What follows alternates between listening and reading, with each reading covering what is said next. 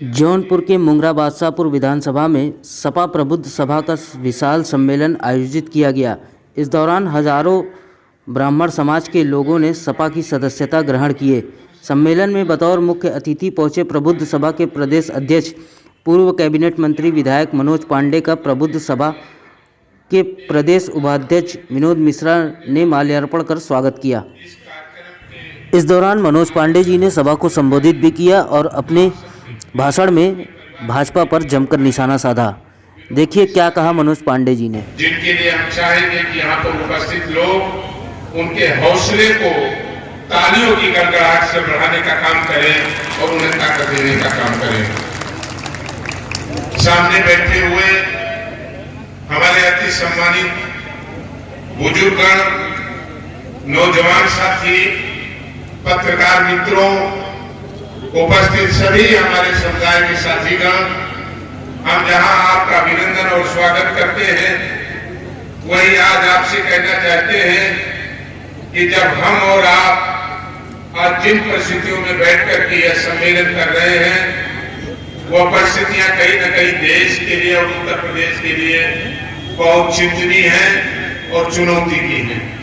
जब एक तरफ देश के और भारत के विराट संविधान पर लगातार चोटें हो रही हो, भारत की कॉन्स्टिट्यूशनल बॉडी का रूप बदला जा रहा हो, संवैधानिक जो तमाम हम सब की धरोहर है उनके स्वरूप को बदला जा रहा हो, उत्तर प्रदेश में लोकतंत्र की हत्या की जा रही हो, प्रजातंत्र का मान मर्दन हो रहा हो, उत्तर प्रदेश का किसान भूखा बैठा हो, पढ़ा लिखा नौनिहाल इस उत्तर प्रदेश और देश का भविष्य नौजवान जब डिग्रियों को लेकर के सड़कों पर ठोकर खा रहा हो और फांसी का फंदा लगा करके आत्महत्या करने को मजबूर हो। एक तरफ मजदूर जो इस कोविड के बाद घर बैठा हो और उसके बच्चे भूखे हो और उनके बच्चे ये टकटकी लगा करके देख रहे हो कि हमारा पिता कब आएगा और कब हमें रोटी मिलेगी।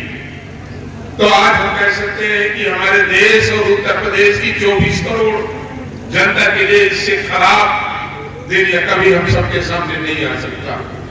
जहां ये हम सबके लिए दुर्भाग्यशाली है, वही एक बड़ी चुनौती भी हम सबके सामने है कि जिन लोगों ने प्रजातंत्र और लोकतंत्र को खत्म किया, जिन्होंने इस देश के सामने और प्रदेश के सामने झूठे वादे किए, उनके सपने जगाए और झूठे सपने दिखाए। एक तरफ उन लोगों ने जब 2014 का चुनाव था तो उत्तर प्रदेश और देश की गरीब जनता को सपना दिखाया कि विदेशों में जमा काला धन हम वापस लाएंगे और गरीबों के खाते में भी 15-15 लाख रुपए देंगे। गरीब ने भी सपना देख लिया कि यदि हमारी सरकार ने 15 लाख रुपए हमारे खाते में डाल दिया तो हमारी घर बैठी हुई जवान बेटी के हाथ भी हम पीले कर देंगे। उसने भी सपना देख लिया कि यदि 15 लाख हमारे खाते में आ जाता है तो हम अपने लिए भी एक पक्की कोठरी बनवा लेंगे। यह भी सपना उसने देख लिया। यदि हमारे पास जमीन नहीं है, हम भूमिहीन हैं, तो हम ये थोड़ी सी जमीन खरीद करके अपने जीवन का बसर कर लेंगे। लेकिन चुनाव हो गया, वोट पड़ गया और सपना टूट गया। एक 2017 का चुनाव आता है,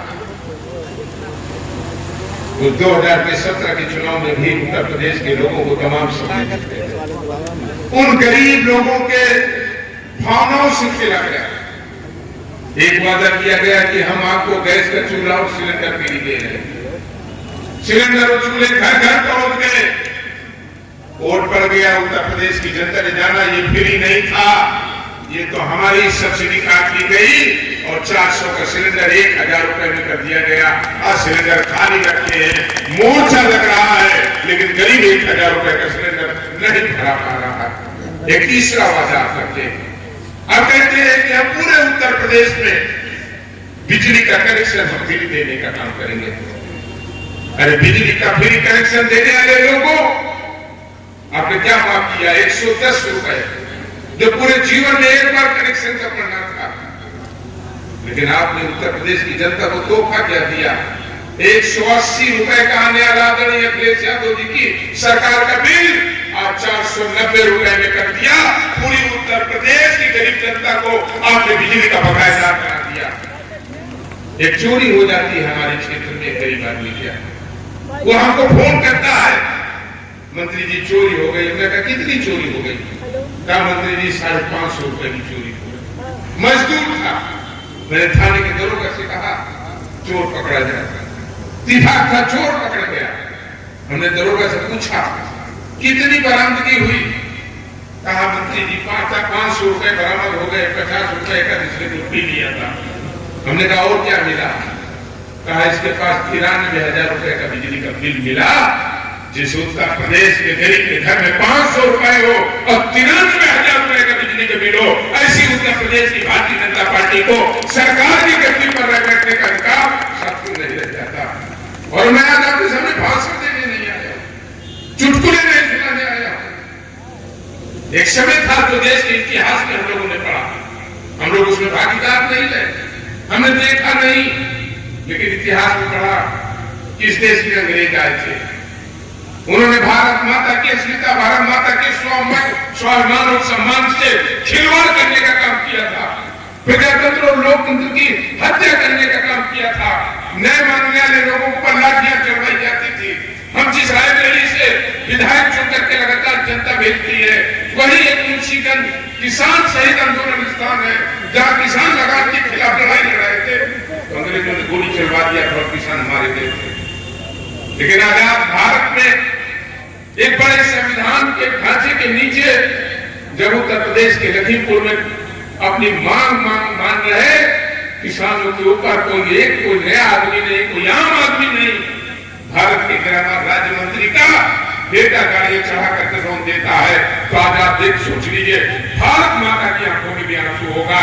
उनके सबूत किसानों के साथ आज यह अन्याय और अत्याचार हो रहा। और इसलिए अपने तमाम प्रभु समाज के लोग मेहनत होते हैं। एक विराट इतिहास आपका रहा, एक ऐसा इतिहास रहा है आपको कि कई हजार वर्ष से आप पर हमले होते रहे, हम पर हमले होते रहे, लेकिन हमारा आपका इतिहास कोई कमजोर नहीं कर पाएगा। जब हम बात करेंगे साहित्यता और उदारता की, तो सुदामा को भी हमने और आपने दिया। बात बुद्धिमत्ता की होगी तो चाणक्य भी हमें देने का काम किया। किसी ने गलती से अगर हमारी वीरता के सम्मान के की अगर बात कर दिया तो तीसरा अध्याय हमारा भगवान परशुराम के रूप में इसे भारत ही नहीं इसी श्रेष्ठ पर अपनी गरिमा में उपस्थिति दिलाने का काम करता। हम कभी शिक्षक बन करके, हम कभी कवि बन करके, कभी साहित्यकार बन करके, कभी इंजीनियर बन करके, कभी एक डॉक्टर बन करके देश की सेवा करने का काम किया। लेकिन अगर देश की आन बान शान और अस्मिता और स्वाभिमान पर सवाल आया तो 1857 की गदर के नायक मंगल पांडे को भी हमने पैदा किया, चंद्रशेखर आजाद को भी हमने पैदा किया। और उन तमाम अगर पारंपरिक हम गाथाओं की तरफ जाएं, मुनि से लेकर के इस श्रेष्ठ को सही रास्ता देने का काम और दिखाने का काम इस समाज के लोगों ने करने का काम किया। तो हम समझते हैं कि आज देश की एक बहुत बड़ी आबादी टकटकी लगा करके आपकी ओर देख रही है और ये अपेक्षा कर रही है कि समाज ने सदैव अन्याय और अत्याचार के खिलाफ लड़ाई लड़ा। तो याद कर लीजिएगा साथियों, हम इसलिए तारीफ करने नहीं आए हैं कि हम समाजवादी पार्टी के कार्यकर्ता हैं, बल्कि हम इसलिए भी तारीफ कर रहे हैं कि 25-30 साल के अपने राजनीतिक जीवन में तमाम उतार और चढ़ाव हमने देखे। हम फूलों पे चढ़ करके राजनीति पर नहीं आए, कांटों पे चढ़ करके हम लोगों ने राजनीति सीखी, संघर्षों को कर करके राजनीति में आए। लेकिन आज कह सकते हैं एक तरफ वो लोग खड़े हैं जिन्होंने आपके समाज को कुचलने और अन्याय और अत्याचार करने का काम किया, जिन्होंने आपके परिवार की एक नाबालिग बेटी को उसका दोष इतना था कि 3 दिन पहले उसकी शादी हुई थी, उसके हाथ की मेहंदी भी नहीं सूखी थी, उसको गैंगस्टर एक्ट में जेल भेज दिया गया।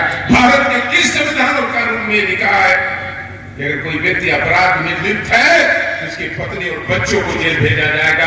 क्या केवल यही कारण था कि वो खुशी दुबे थी, एक ब्राह्मण के परिवार से पैदा हुई थी? तो ये कहीं न कहीं आज हमारे सीने में भी ये आग और अंगारा बन करके निकल रही। आज दुख हम सबको भी महोबा में एक हत्या होती है, एक